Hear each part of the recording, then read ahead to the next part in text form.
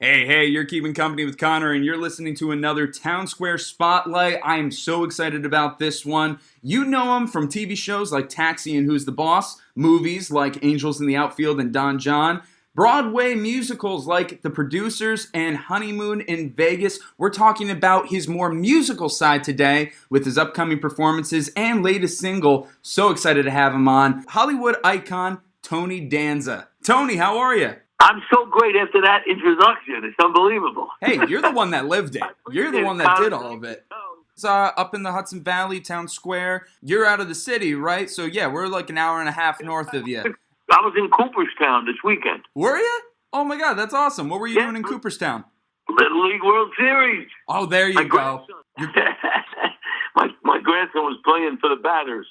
Oh, that's amazing. And they did well. They did really well. So beautiful up there. Oh, Cooperstown is the best. And besides, hey, you got your baseball background as well. Angels in the Outfield. I don't know how many times I saw that when I was a kid. Well, so wait a minute, Connor. You won't believe this. This happened.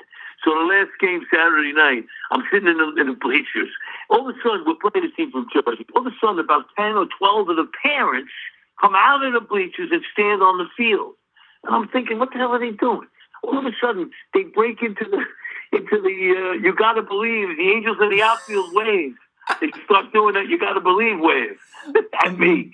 And then I come out and I started doing it. Then the whole crowd started doing it. I wish I had a video. It was unbelievable. That is amazing. Did they do that because they knew you were there, or like, why did that start? They saw me there. And they came out and did that because I was there. It was unbelievable. I felt really very honored, by the way, and it was so much fun. My grandson got a kick out of it too. I'm sure. How many times has your grandson seen that movie now? Oh no, he's a big fan of that movie. Yeah, he's a big fan of that movie. Good. He likes that one. Man, that movie. I'm telling you, it has so many great messages. It's unbelievable. It's like you even get an anti-smoking message in there. Yeah. It's wild. You really get it all, and it's a stacked cast, and it's just. And when I'm little enjoying it, I'm just getting it all for the story. But when I watch it when I'm a little bit older, I'm like, oh my God, this is packed with a lot. This is amazing. Holy cow! He really was. What was his name? Deere was the director. He was terrific too. Anyway, we should get into the music, of course. It's great. You know what? I just want to add. I have to just, if I may. I'm on a show on Stars, and now it's on Prime. It's called Raising Canaan. Yes, and it's terrific. And I actually play a bad guy, so people should check it out. It's crazy, but it's very different from Who's the Boss. Believe me. I'm sure, and I'm glad that you brought that up. Actually, what is that like going against type? Because you have played a lot of sweet, charismatic characters. So what's that like to go against type for you? The most fun. It's just the most fun to play. It just is really, it's like I tell you something. It's like when you're a kid and you're pretending. That's what it feels like. By the way, the show is magnificent. It's wonderful writing, wonderful acting. It's shot like a movie. I mean, if it was on HBO, I think it'd be the show everybody is talking about. It's that good. And not just because I'm in it, but I really think, somehow this crime show is a family show. Mm. It's really intricate and really, and it's not what you expect. It really isn't. No. Well, hey, we'll have to make sure that we get everybody here in the Hudson Valley talking about it and watching it. I'm excited for that.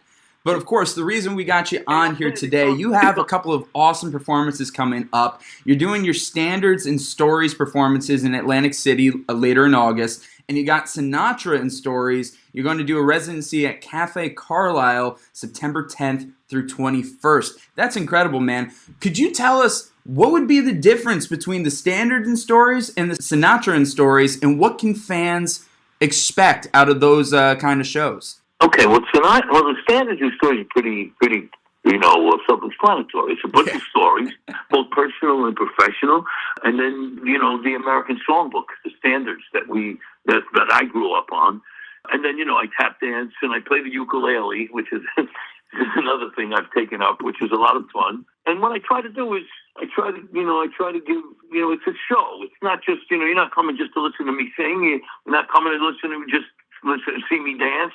It's of a piece. And and the Sinatra Stories is, I somehow, incredibly, got to be around him. My mother was the biggest Sinatra fan in the world. And then when I got to Hollywood, he was still running around, and somehow I end up being around him and with him. I mean, when you go to Frank Sinatra's house for dinner, do you know whose music is playing? Frank Sinatra's. So that's the kind of thing I'm talking about. I actually was around, and then he did Who's the Boss. He appeared on the show. So I have this relationship with him that I'm going to talk about. And plus, the music is fabulous. We're just really trying to not duplicate what he did, but get as close as we can. Again, you get some laughs, you'll get some information, and you'll get some great music.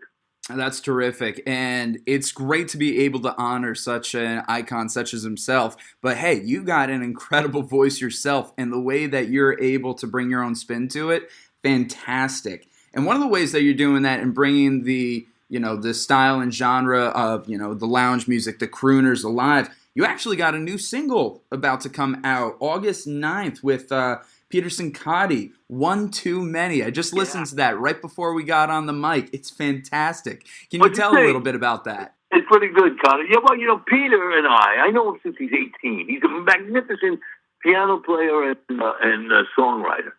And so we fool around together. We get together. We both have a piano. He comes to my place, or I go to his place, and we, little family things. I bring the ukulele, and we do 5'2" is our head. He says.